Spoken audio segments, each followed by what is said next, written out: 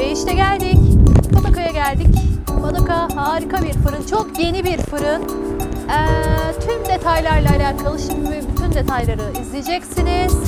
Bir an önce girelim. İstanbul çok soğuk. İstanbul soğuk. Hadi.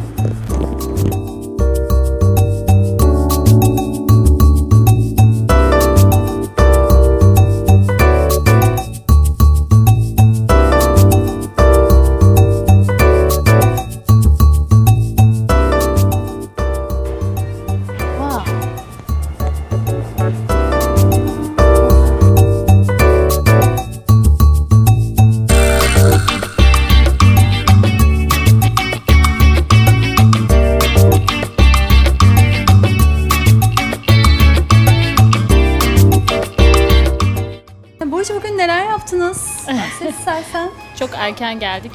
Mutfağımızı çok erken açtık. Önce ekşi mayalı ekmeklerimizle başladık. Evet. Köy ekmekleri, çavdar ekmekleri, cevizli ekmeğimiz, tohumlu ekmekler ve %100 tam buğdaylı ekmeklerimiz çıktı. Sonrasında fırınımıza ekşi mayalı brioşumuz girdi. Orada evet normalde brioş ekşi mayalı olmaz ama biz her şeyi ekşi mayalı yapmayı seviyoruz. O yüzden de brioşumuzu da ekşi mayalı yaptık. San Sebastian'daki ünlü Lavinia restoranda yapılan cheesecake'ten yapıyoruz. İstanbul'da çok fazla bunu yapan var ama bence herkes doğru tarife göre yapmıyor. Olabilir. Herkes kafasına göre yapıyor. Ne dersin? Haksız mıyım? Aynen öyle. Yani şöyle aslında tam tarif hiçbir yerde bilinmiyor. Herkes bir benzetmeye çalışıyor. Tabii inanılmaz bir şey. Ben yerinde yiyip böyle günlerce unutamadığım bir lezzetti bu. Biz de ona yakın, en yakın bir şekilde yapmaya çalışıyoruz. Harika. Şu anda memnunuz. Deneyeceğim birazdan. Tamam, merak ediyorum. Harika.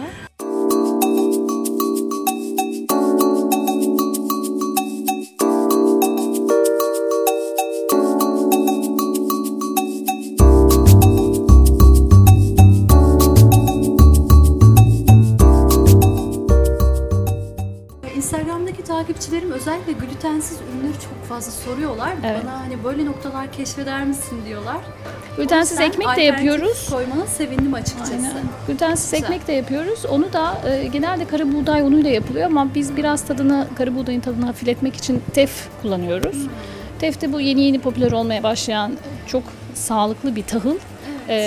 Dünyanın en küçük tahılı diye de geçiyor aslında. Tef, kara buğday, biraz yulaf, glutensiz yulaf karıştırıyoruz ve biraz daha hafif daha yenebilir hale getiriyorsun aslında. Aynen öyle. Süper.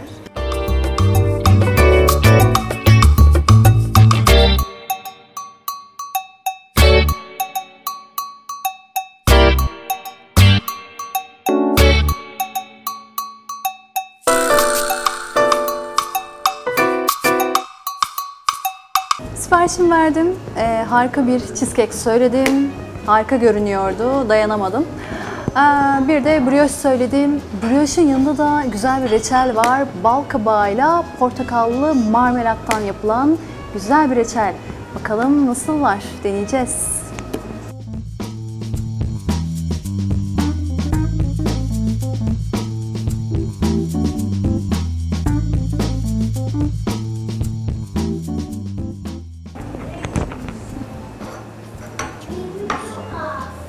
Evet. Evet, cheesecake'im de geldi. Evet, şimdi tatmaya başlıyorum artık. Cheesecake'ten başlayacağım.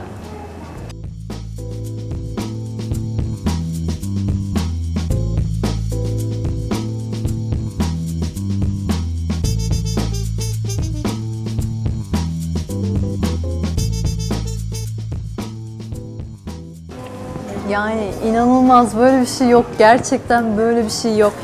Yani bu San Sebastian kim İstanbul'a soktuysa çok iyi yapmış yani. Resmen muazzam bir tat.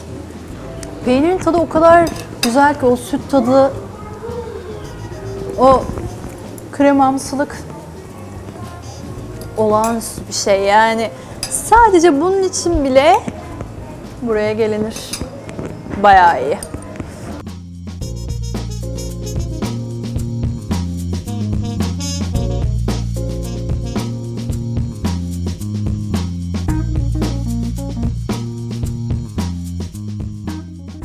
San Sebastian cheesecake'i yerken böyle yüzeyi sanki hani Türk tatlısı kazandığı var ya, o yanıksılığını hissettiriyor mesela. Ama tabii içindeki kek ise biraz daha böyle ıslak bir kek yer gibi, yani süt tadı olan ıslak bir kek yer gibiye andırıyor. Yani bir Türk insanı bunu anlatırsak ancak böyle anlatabiliriz. San Sebastian keki yerken ne hissediyorum? Bu bir gerçek bir aşk gibi, böyle kalıcı, yani kalıcı bir tat. İz bırakan, unutulmayan, yani böyle bir his, geçici değil, kesinlikle geçici değil.